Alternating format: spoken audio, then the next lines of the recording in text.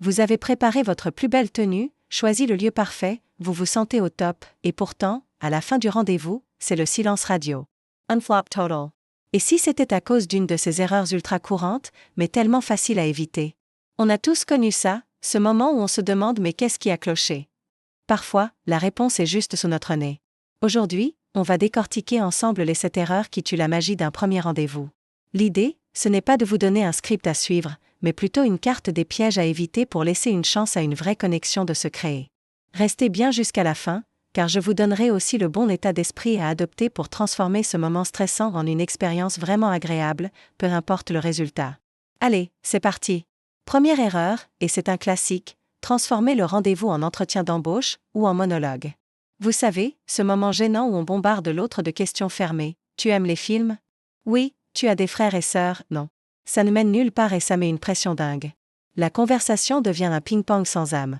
L'autre extrême, c'est le monologue. Vous parlez de vous, de votre travail, de vos exploits, de votre chat, encore et encore, sans jamais poser de questions en retour. Dans les deux cas, il n'y a pas d'échange. Un premier rendez-vous, c'est une danse, pas un interrogatoire ni une conférence de presse sur vous-même. Le but est de découvrir l'autre, bien sûr, mais aussi de partager qui vous êtes. Posez des questions ouvertes qui invitent à raconter une histoire. Qu'est-ce qui t'a le plus plu dans ton dernier voyage, au lieu de « tu voyages souvent ». Et surtout, écoutez la réponse, rebondissez dessus. Une bonne conversation, c'est 50% parler, 50% écouter. C'est cet équilibre qui crée la complicité. Erreur numéro 2, et celle-là est redoutable, le déballage émotionnel prématuré. On est tous d'accord, l'authenticité c'est super important. Mais un premier rendez-vous, ce n'est pas une séance chez le psy. Parler de son ex qui nous a brisé le cœur il y a 3 mois, de ses dettes, de ses traumatismes d'enfance ou de ses problèmes de santé complexes dès la première heure, c'est beaucoup trop tôt. Ça met l'autre personne dans une position incroyablement inconfortable. Elle ne vous connaît pas, elle ne sait pas comment réagir, et ça peut lui donner l'impression que vous cherchez un sauveur plutôt qu'un partenaire. La vulnérabilité, c'est magnifique, mais ça se construit avec le temps et la confiance. Un premier rendez-vous, c'est fait pour être léger, fun, pour voir si le courant passe. Gardez les sujets lourds pour plus tard, quand une vraie connexion aura commencé à se tisser.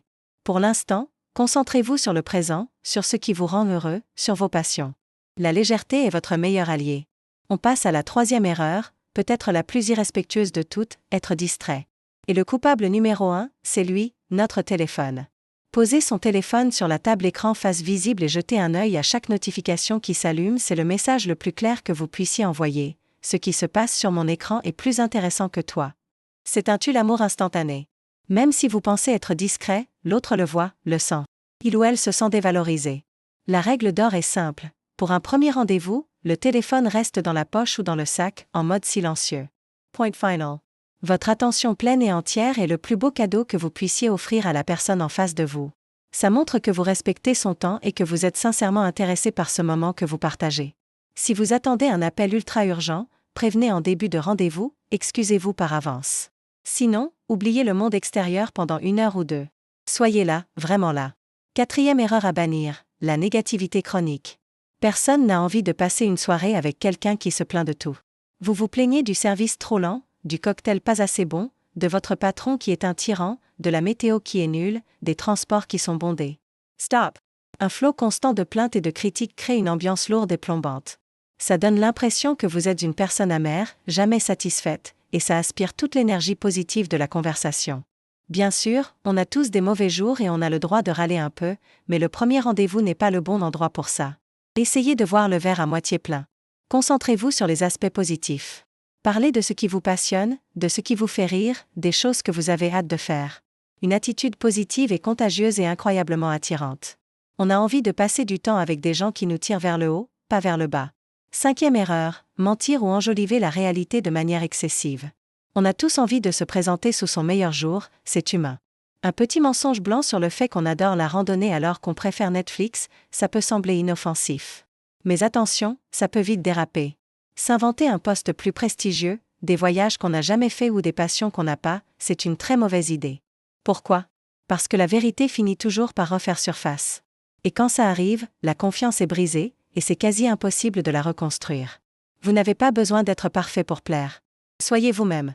L'authenticité est bien plus séduisante à long terme.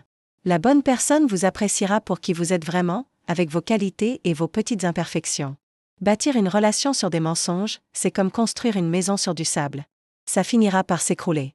6e erreur, qui peut créer des moments de gêne terribles, arriver les mains dans les poches, sans rien avoir préparé.